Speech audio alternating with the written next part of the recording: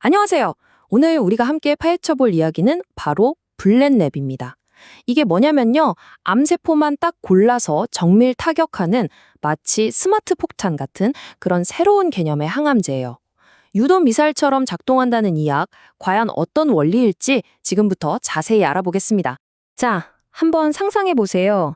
만약에 약이 우리 몸속에서 기를 잃지 않고 암세포만 귀신같이 찾아내서 공격할 만큼 똑똑하다면 어떨까요? 거기다 한술 더 떠서 주변에 있는 멀쩡한 건강한 세포들은 전혀 건드리지 않는다면요. 바로 이게 오늘 우리가 이야기할 최첨단 치료제의 핵심 아이디어라고 할 수 있습니다.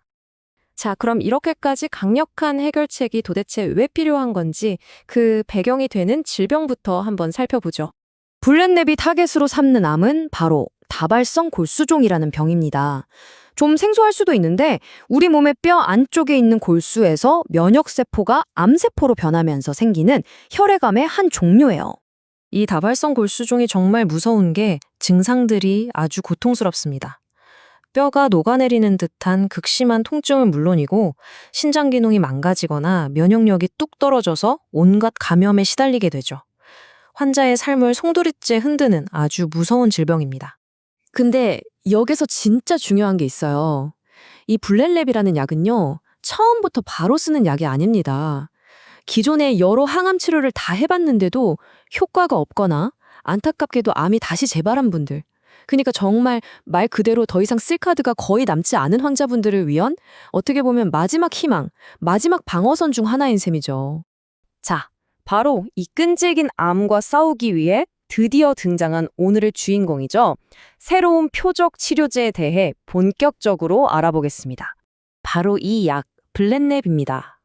글로벌 제약사 GSK가 개발해서 2020년에 승인을 받은 비교적 새로운 약물이죠.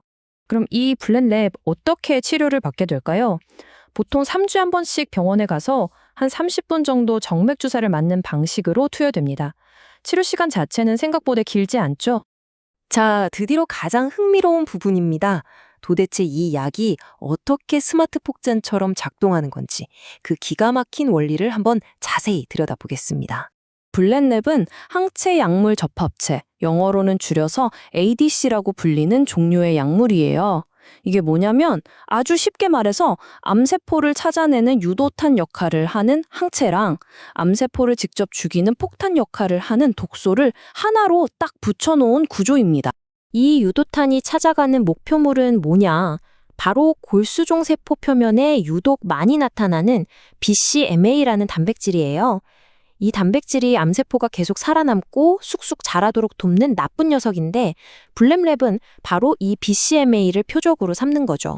블렛랩의 구조를 다시 보면 크게 두 부분으로 나눌 수 있어요. 하나는 유도 장치, 즉 항체고요.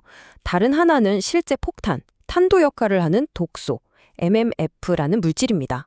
항체가 암세포를 정확히 찾아내서 딱 달라붙으면 그 안에서 이 강력한 독소를 터뜨리는 정말 기가 막힌 원리인 거죠. 자, 이 과정을 단계별로 한번 볼까요? 첫째, 블렛랩의 항체가 암세포 표면에 있는 BCMA에 자석처럼 찰싹 달라붙습니다. 둘째, 암세포는 이걸 자기한테 필요한 영양분인 줄 알고 세포 안으로 꿀꺽 삼켜버려요. 셋째, 암세포 안으로 들어간 블렛랩은 그때서야 숨겨뒀던 독소, 이 폭탄을 방출합니다. 마지막으로 방출된 독소가 암세포가 더 이상 분열하지 못하게 막고 결국 스스로 죽게 만드는 거죠. 정말 정교하지 않나요? 하지만 이렇게 강력한 효과 뒤에는 반드시 그에 상응하는 대가가 따르기 마련입니다. 이제 블렛랩이 가진 심각한 위험성과 비용 문제에 대해서도 균형 있게 살펴볼 필요가 있겠습니다. 먼저 비용부터 볼까요? 한 달 치료받는데 드는 비용이 약 23,900달러. 우리 돈으로 환산하면 정말 어마어마한 금액이죠. 그리고 이 약의 가장 크고 또 가장 흔한 위험성은 어디서 나타나냐면요. 바로 눈입니다. 치료받는 환자분들 중 무려 76%, 그러니까 4명 중 3명꼴로 각막이 손상되는 것 같은 심각한 안구 부작용을 겪는다고 해요. 엄청난 수치입니다. 또 특정 그룹에 대해서는 아주 강력한 경고가 묻습니다. 임신 중이거나 그럴 가능성이 있는 여성은 물론이고 남성 환자 역시 치료 기간과 치료가 끝난 후 일정 기간 동안 반드시 효과적인 피임을 해야 합니다. 수요도 당연히 금지고요. 태아에게 아주 심각한 영향을 줄 수 있기 때문입니다. 자, 이렇게 강력하고 또 위험한 약이다 보니까 당연히 아주 철저하고 엄격한 안전관리 프로그램이 필요하겠죠. 그래서 미국 FDA는 이 약의 잠재적인 이익이 위험보다 크다는 걸 확실히 보장하기 위해서 RMS라는 아주 특별한 안전관리 프로그램을 의무화했어요. 여기 인용문에서 보시는 것처럼 이건 그냥 권장사항이 아니라 반드시 지켜야 하는 필수 규정입니다. 이 램스 프로그램을 보면요. 이게 그냥 약만 처방하고 끝나는 게 아니에요. 약을 처방하는 의사, 약을 투여하는 병원, 그리고 치료를 받는 환자까지 이 치료에 관련된 모든 주체가 이 프로그램에 정식으로 등록하고 인증을 받아야만 블렌랩을 사용할 수 있습니다. 특히 환자 본인에게도 아주 중요한 책임들이 따르는데요. 예를 들어서 방부제가 없는 인공 눈물을 하루에도 여러 번 꾸준히 넣어야 하고 콘택트 렌즈는 절대 끼면 안 됩니다. 그리고 매번 약을 맞기 전에는 반드시 안과에 가서 눈 상태를 검사받아야 하고요. 시력에 조금이라도 변화가 느껴지면 즉시 의료진에게 알려야만 합니다. 블렌랩의 이야기는 우리에게 아주 중요한 질문을 던지고 있습니다. 앞으로 우리는 이처럼 암세포만 쿡 집어 죽이는 정말 놀랍도록 스마트한 약들을 계속해서 만들어내겠죠.